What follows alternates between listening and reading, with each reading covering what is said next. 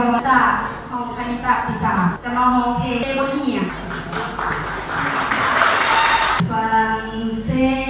ยงที่เห็นเป็นที่สวยงามทั่วแดนและแคว้นที่ทำใสจะงามเท่าเสบางเหียงน้ำใสยิ่งเหลือเมื่อล่องลอยไหลเลี้ยงลีกินแกงเสบางเหียงแกงได้ส่งก็ยังสมใจน้ำเสที่ใสไหลเย็นเห็นตาล่องลอยเป็นหมู่กันมาดังภาษาแสนสุขสดใสข้ามเสบางเหียงก็มีขัวงามพวงใหญ่ได้ส่งแล้วแสนสุขใจ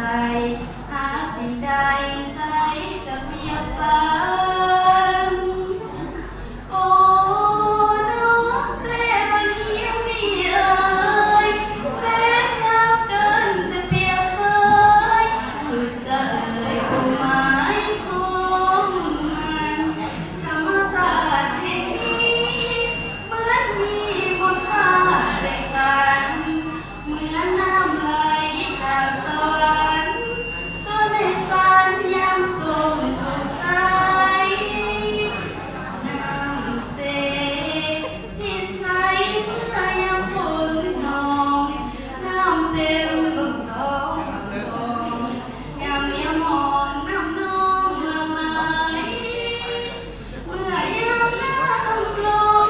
ก็คงเหลือแต่หินไว้ทิวทัศน์ป่าดงแห่งใดใสจะ